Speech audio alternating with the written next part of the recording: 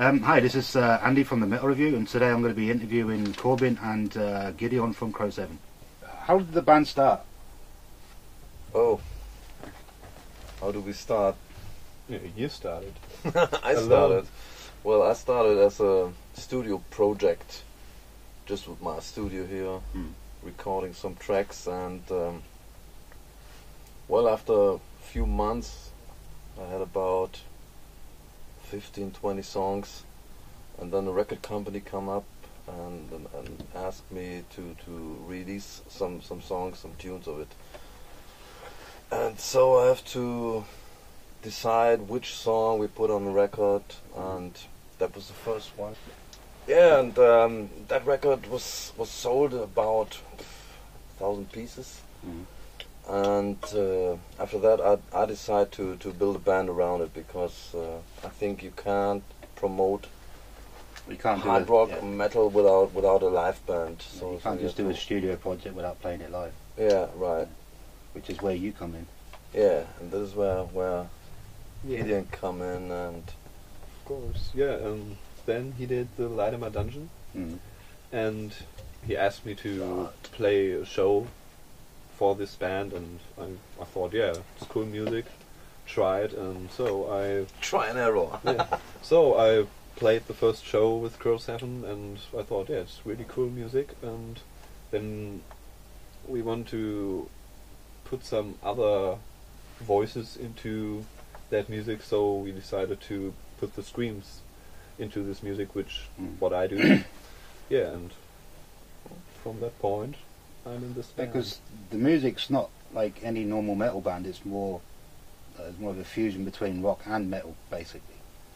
So it's basically it starts like a real ordinary rock band. But when we were recording that Light in My Dungeon stuff, I was asking Tommy, Gideon, to put some screams into it, some new elements of the metalcore stuff, and just to figure out if it fits and works fine. And so we decide this is a new sound from CROW7. Yeah, because some of the stuff is quite technical too, so you can't really just call it as a normal rock band anyway. I mean, there are some pretty technical stuff in it. So it's basically, it all comes down to the concept as well, because the lyrics actually fit towards the style of music too. Because you've still got like the mystical elements of ancient, well, not ancient, but the old. Because I'm not into the love song stuff. You know, I don't. I like love songs. Don't get me wrong, but I don't want to be a part of these guys doing love songs all around the world. I want to get rid of it, so we put some mystical stuff in it. Yeah, the same with the interesting parts about the face tattoos and all that kind of stuff. Kind of like makes the band stand out a bit more than any normal band anyway. I mean, you got the black metal guys and stuff, but that's totally different. You know, we always get compared by black metal and the CROW7. Well, yeah, I know you guys because of that face tattoos, yes, but it's more. Well, actually, I'm thinking about that. Every human is carrying the bad and the good inside, and you can decide to live the good or the bad side of your inside.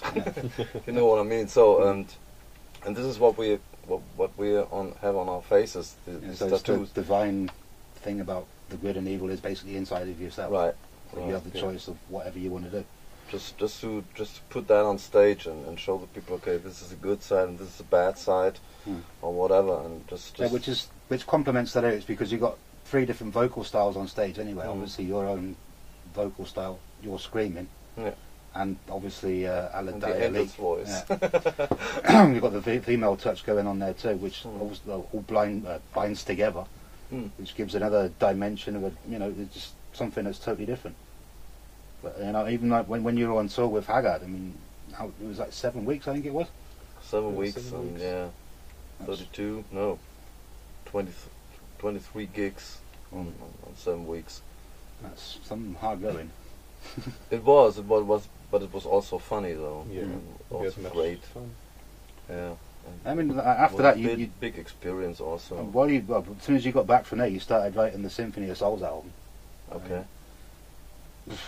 There's some pretty awesome topics going on there. I mean, there's not like your normal everyday band would write about.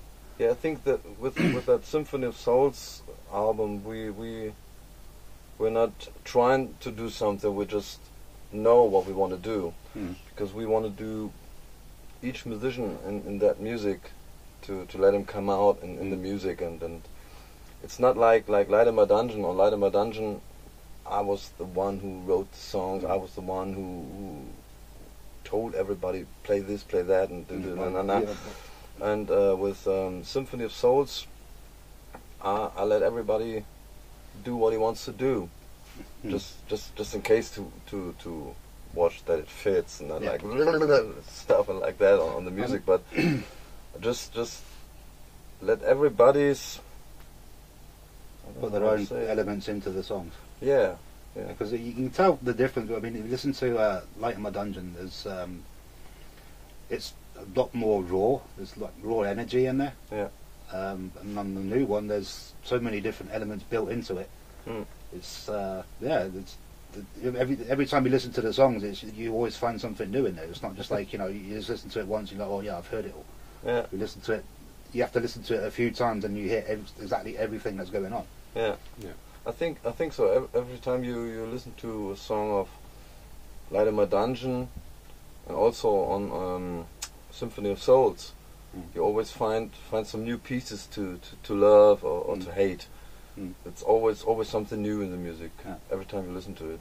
I mean, it's certainly a very interesting CD. There's no boring parts on it at all, because there's so many things going on.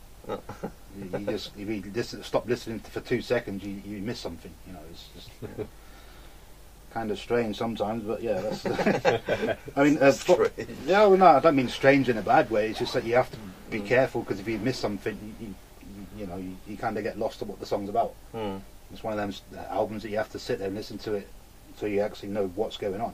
Yeah.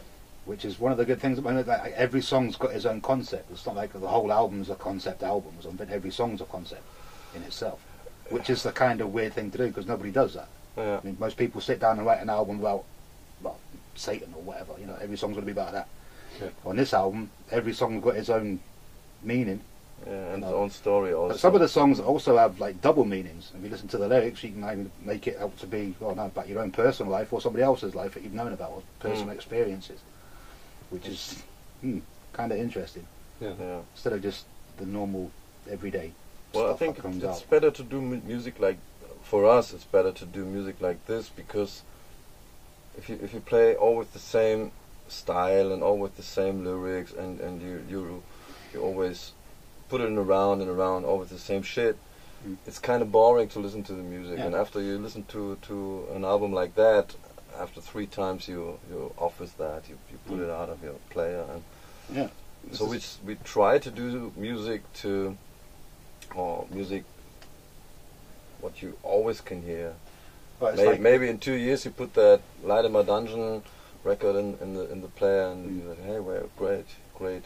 Yeah, I mean, it's right in that time. It's like the band motto, "We blow your mind to rock," which basically hits it straight in the face. It's just, Well, that is funny. That came out of a story, because we're playing somewhere in Germany, and there were some hip hop guys really going bananas for CROW7, like, and then we played another place, and exactly these guys came up and said in front of the stage like that, and it was real hip hoppers. And you don't really get many hip hoppers doing that to metal shows. Yes, of course, and that is why we've been told you blow their minds into rock. Yeah, I mean, the live show is another important aspect. I mean, the amount of bands I've seen play live, sometimes you just think, oh, why the hell am I standing here again?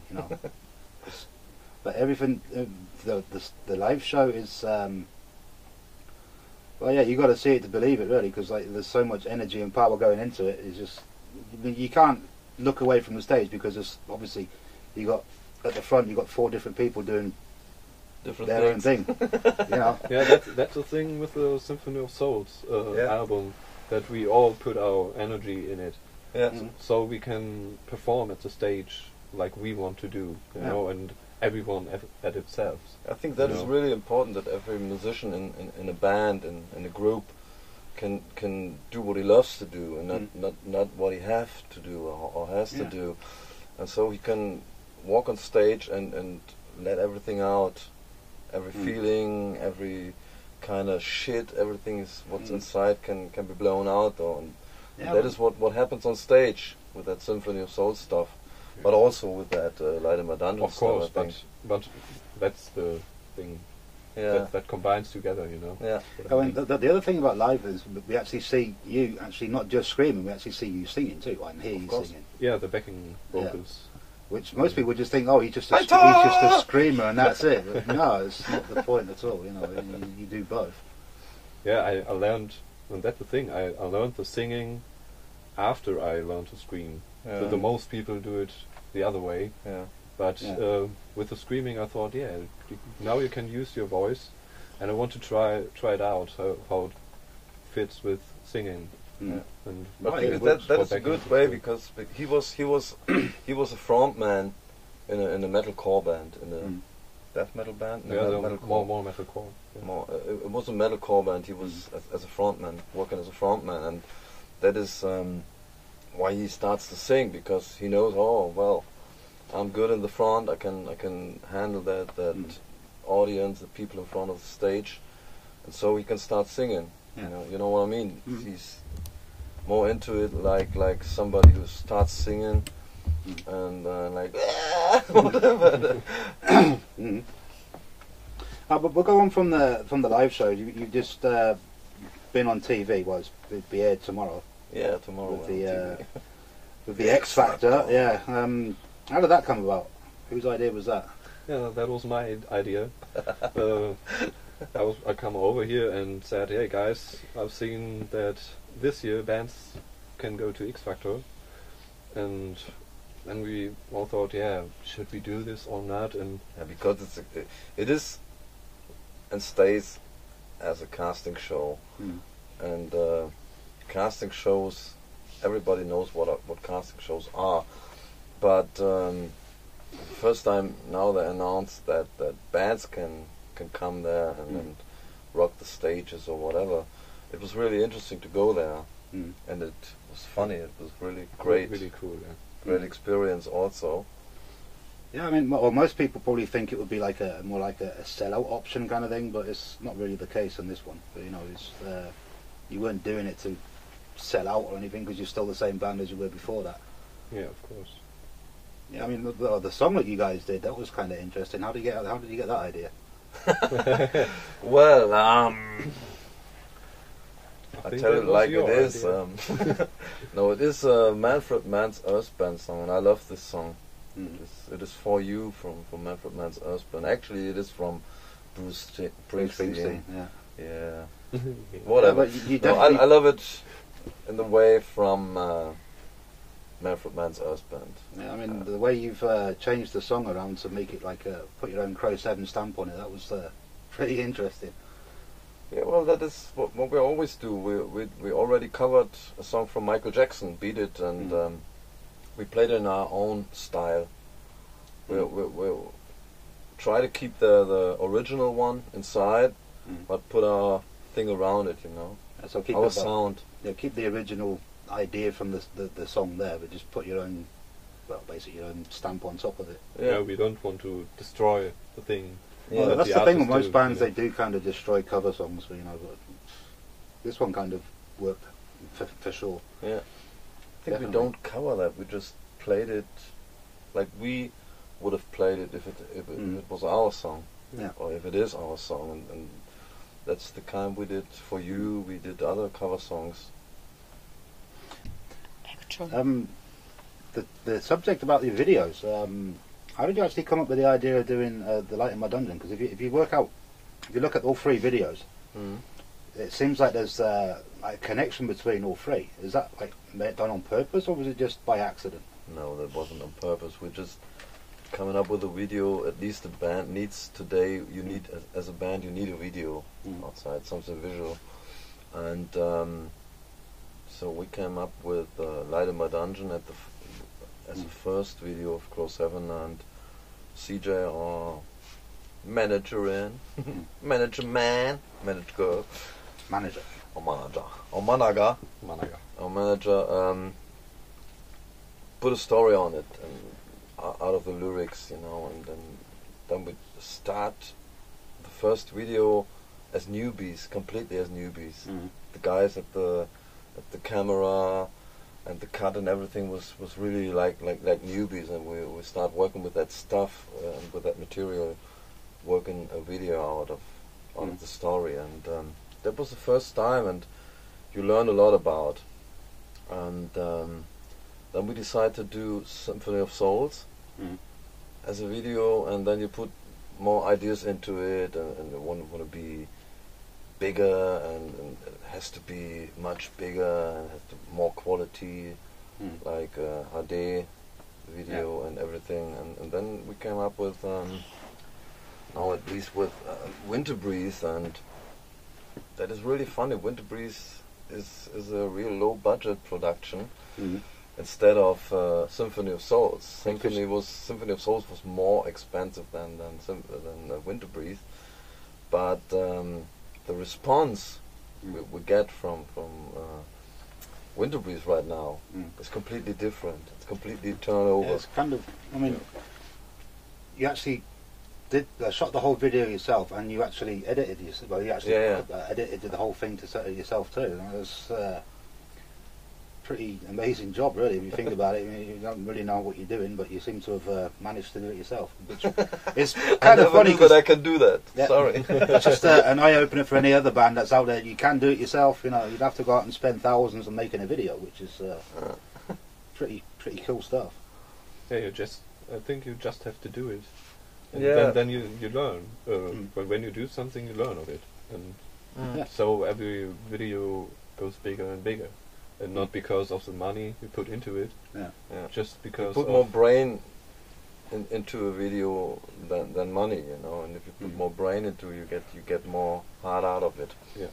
I mean, the whole storyboard was a pretty cool idea. It was amazing, and that is what CJ did. Yeah. She's writing the story, and I was supposed to be at work with that, you know. Yeah, because if you look at the actual the Winter Breeze video, there's so much going on in the video. Yeah. Yeah, I mean, you have to watch it at least 3 or 4 times until you actually see everything that goes on in there. You know, there's quite a lot of stuff, and obviously the lyrics to it. Well, yeah, you can basically there's so many different ways you can interpret the lyrics to that song. I'm sure everyone can find their own personal. Yeah, and Winter Breeze was done so fast. It was amazing. We as we did Symphony of Souls, we had about 10 hours film material to cut out the right scenes and everything, and you have to search for every scene about 1 hour to get the right one and put it into the editor and everything. And with Winter Breeze, we just worked on the script. And we filmed the script, put it in different categories, and picked it up into the editor, and we done that video in about 3 days, the whole cut. That was amazing, and we looked at each other and said, "It's done, it's finished." Cool. And, no, it's not. Of course it is. Yeah. And then we put that out, and it is amazing in that time. The time frame that it took to do it, yeah. Yeah, that was really great. That was amazing, great. Yeah. Good work. Thank you very much. I mean, we'll just focus on you for a second now. I mean, well, I know you're a producer and stuff, so I know you do a lot of other work too. I mean, are you working on anything else now at the moment? Pardon? On what? Are you working on any other material at the moment? Oh no. Right now I'm not working on material. I worked already on material years ago and months ago, and well, the material is working somewhere on the tables on important people, and I hope it'll find its way to put it out, because I did a rock opera, 30 songs, about 3 hours music. All the way through, not song 1, 2, 3, till 30. It's just starting at 1 and it ends at 30. Mm-hmm. And there's also a story on it. So it's a concept album, then, obviously. Yes, it is more. Well, it looks like, or it sounds a bit like a musical, but it is rock opera. Yeah. With a movie story behind it. That'd be interesting. Because there's a complete story. It handles angels and vampires. Mm-hmm. And fight between them, and fight the good and bad. The good and bad again, yeah. The good and evil, Right. And that is what I did months ago, and now we start working on that. Maybe to put that out live or making a big show of it or whatever. That sounds interesting. It is. All right, thanks, guys. I'm sure we'll hear a bit more of it, from you guys anyway, sooner or later. So yeah, thanks for your time, and see you out on the road. Yeah. See ya. Cheers. See ya.